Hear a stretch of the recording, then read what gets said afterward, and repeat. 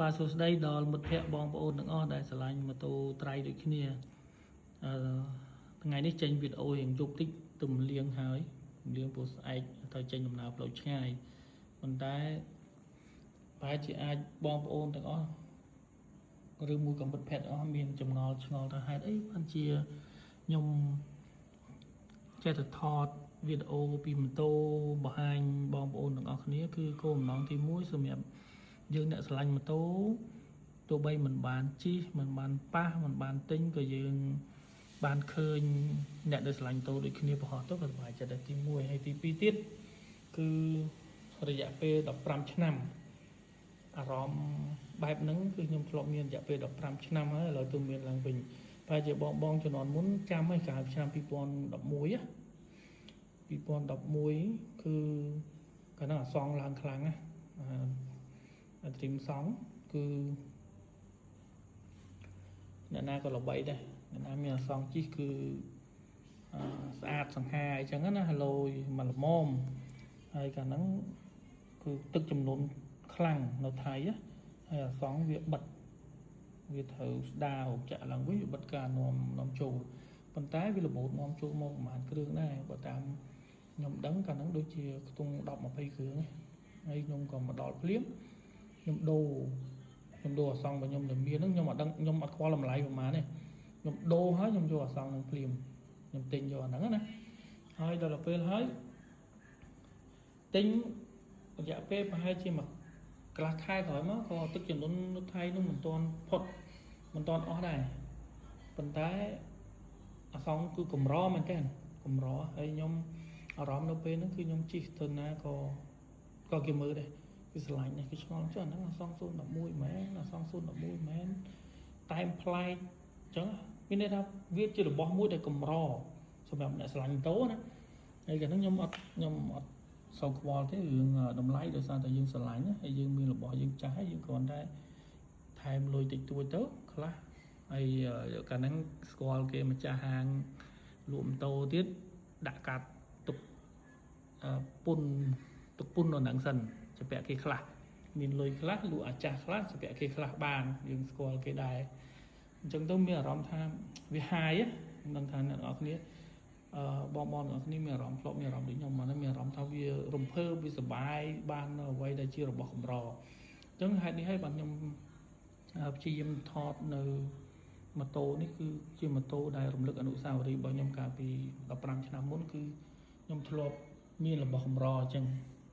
ហើយខ្ញុំតាមដានមើលយូរមានបងគាត់មានម៉ូតូល្អដែរមិនមែនមានន័យថាកម្រទេវានៅតែមានអ្នកដែលមានល្អអញ្ចឹងដូចតែគ្នាហ្នឹងតែគាត់ថាខ្ញុំក៏ជាម្នាក់ក្នុងចំណោម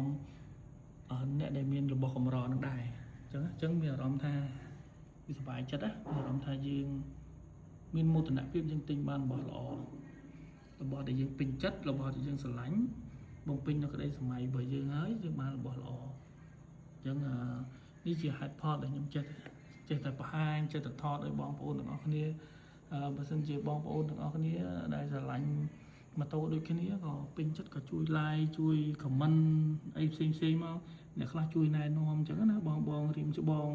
ធ្លាប់ប្រើពីមុនមកទោះបីពេលខ្លះអាចនៅអាយុតិចជាងខ្ញុំប៉ុន្តែ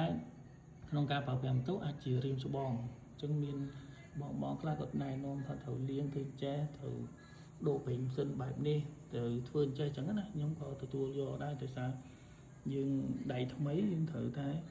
ស្ដាប់ជើងចាស់ហើយនេះជាមូលហេតុដែលខ្ញុំចេះតែថតម៉ូតូឲ្យបងទាំងអស់គ្នាប្រហែលជាអាចបងខ្លះក៏គាត់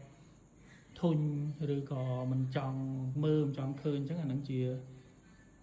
សិទ្ធិរបស់បងទេមិនអីទេខ្ញុំហេតុផលរបស់ខ្ញុំគ្រាន់តែចង់បង្ហាញឲ្យបងបានឃើញឬមួយក៏បងប្អូនជំនាន់ក្រោយដែលគាត់ធ្លាប់មានក្តីសម័យចង់បានរបស់ល្អរបស់កម្ររបស់ស្អាតរបស់ដែលយើងពេញចិត្តគឺយើងព្យាយាមតស៊ូគង់តែបានទេ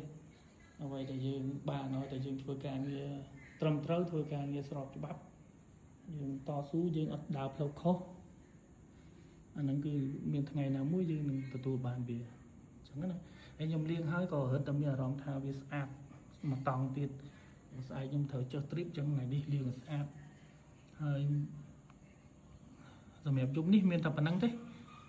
ដោយសារនឹកឃើញថាអារម្មណ៍នឹងវាត្រឡប់មកវិញណាអារម្មណ៍កាលពីឆ្នាំ2011ក៏នឹងកម្រមែនតើអសង្ឃបបារអូភ្លេចជំរាបប្រាប់បងប្អូនមួយទៀតកាលហ្នឹងខ្ញុំទិញបានកន្លះខែទិញបានកន្លះខែមានបងប្អូនយើងនៅព្រៃវែងគាត់ទិញគាត់សុំទិញខ្ញុំទិញដូចជា2200គាត់ហ៊ានឲ្យ2500ហ្នឹងកាលខ្ញុំមិនចាំលេខច្បាស់ហើយប៉ុន្តែក្នុងប៉ុណ្ណឹងគាត់ឲ្យថ្លៃចំណេញទៀតជីហើយបានកន្លះខែហើយបានចំណេញទៀតដោយសារថាវាកម្រព្រោះថៃក៏ហ្នឹងវាមានទឹកចំនួនខ្លាំងហើយវាអត់វាបិទការនាំចេញអាសង្ឃវាមានមកទៅពីថៃហ្នឹងតែថៃអត់ឲ្យនាំចេញវាចោះហើយយើងទិញបានមុនមិនចំណេញអញ្ចឹងលក់អាហ្នឹងចេញទុកលុយសិនដើរលេងមកប្រាវសិនដល់ពេលវាចេញបានតែប្រហែលជា3ថ្ងៃវាចេញមកវាមកដឹកមកទាំងកុងតឺន័រមកអញ្ចឹងយើងក៏មានអារម្មណ៍អាណិតអ្នកដែលទិញពីយើងដែរប៉ុន្តែមិនដឹងធ្វើម៉េចវាយើងលក់ឲ្យហើយយើងយកលុយមកចាយចិត្តអស់ហើយអញ្ចឹងយើងសល់មកយើងទិញអសង្ឃបានថ្មីមួយគ្រឿងទៀតអញ្ចឹងណាខ្ញុំនិយាយពីប្រវត្តិតាំងពី15ឆ្នាំមុនណាអញ្ចឹងបើសិនជាបងប្អូនអ្នកឆ្លាញ់ម៉ូតូដូចគ្នាមានប្រវត្តិអីប្លែក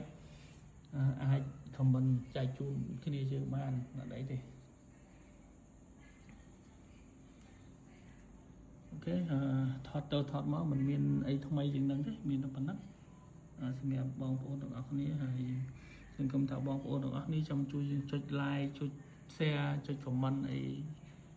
សម្រាប់ខ្ញុំដែលជាដៃថ្មីសម្រាប់ម៉ូតូនេះអរគុណច្រើនខ្មែរស្រឡាញ់ខ្មែរដូចគ្នាអរគុណ